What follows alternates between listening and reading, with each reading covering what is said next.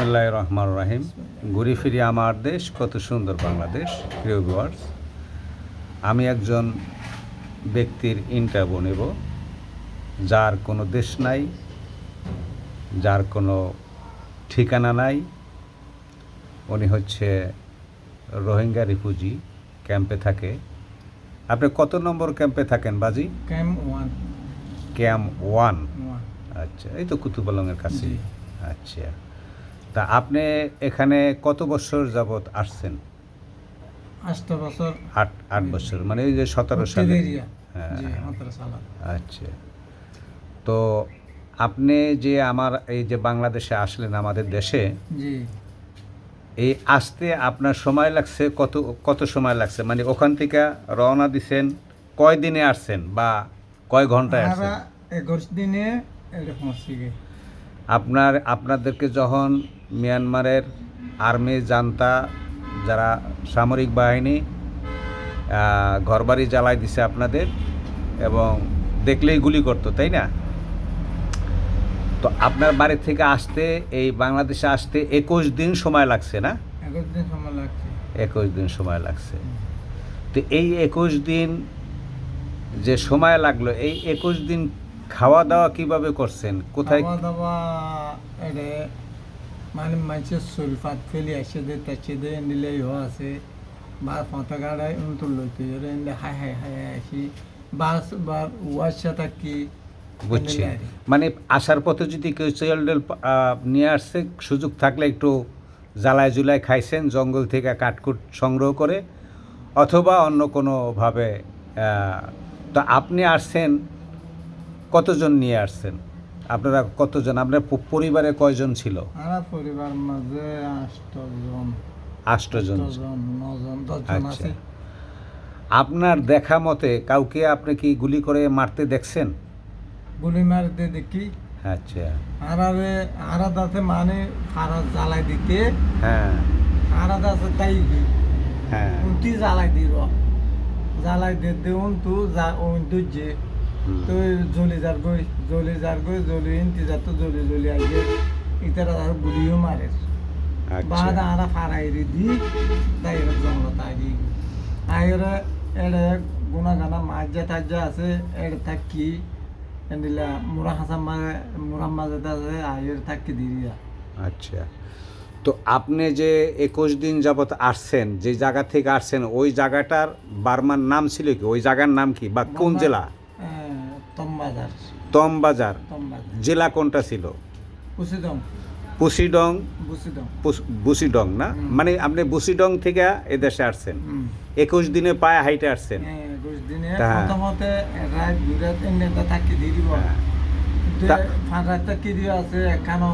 হ্যাঁ, 3 রাত থাকি দিয়ে আছে, 2 রাত থাকি দিয়ে আছে। এনে ঘুরে ঘুরে আসি দিয়া। তা আমরা তো জানি যে মিয়ানমার হচ্ছে বাংলাদেশের চাইতেও 8টার সমান, 7-8টার সমান। 7-8টা বাংলাদেশ একত্রিত করলে একটা বার্মা হবে, মিয়ানমার হবে।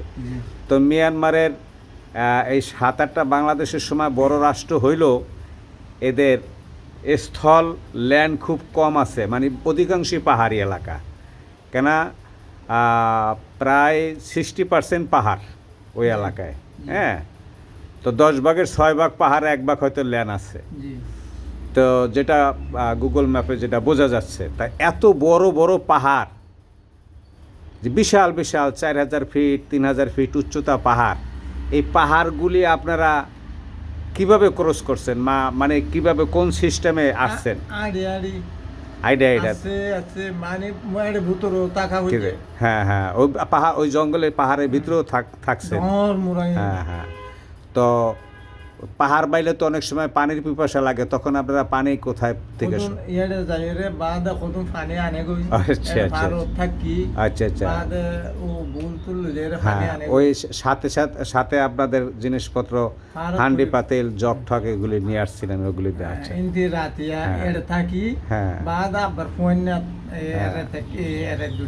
আপনারা যখন আসছেন তখন আমাদের দেশের আপামর জনতা দূর দূরান্ত থেকে গাড়ি নিয়ে আসা তাৎক্ষণিকভাবে খাদ্য সহায়তা আমি নিজেও দিছি আপনাদের।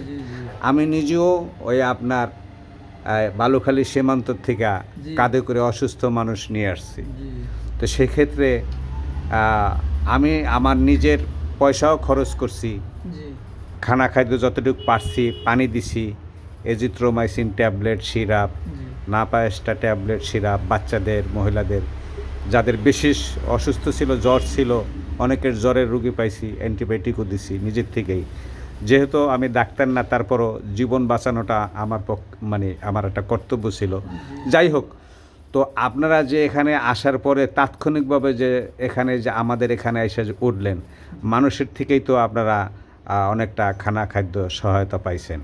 এখন জাতিসংঘ সংস্থা WFP আপনাদেরকে মাসিক একটা কার্ড দিছে, যে কার্ডের ভিতরে টাকা ঢুকায় দেওয়া হয়, ওখান থেকে আপনারা আউটলেট থেকে খাবার সংগ্রহ করে নেন। জি তো আপনি যে কার্ডটা পেয়েছেন, আপনার পরিবারের সদস্য কয়জন?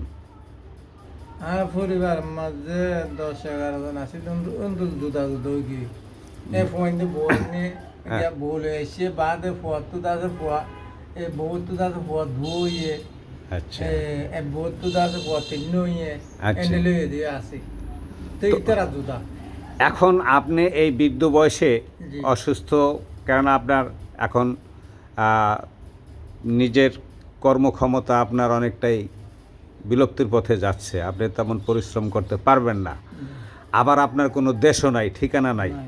তো এখন আপনি কি চাচ্ছেন আপনার দেশে চলে যাওয়ার জন্য?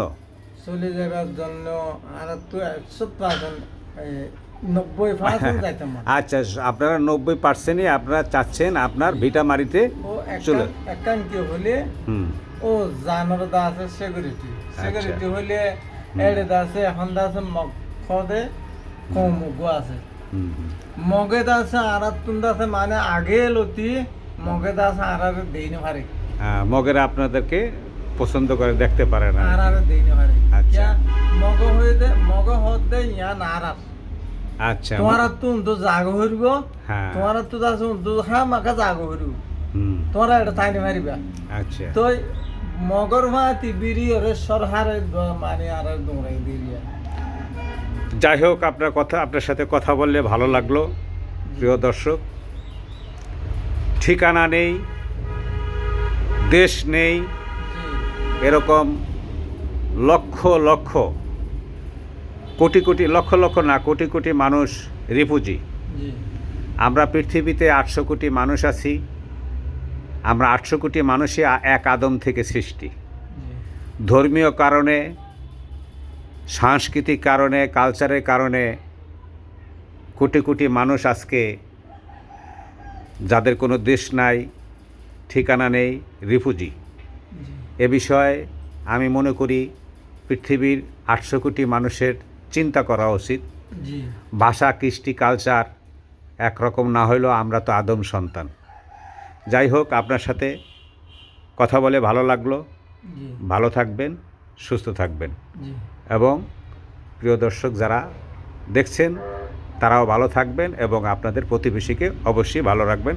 আসসালামু আলাইকুম। ওয়ালাইকুম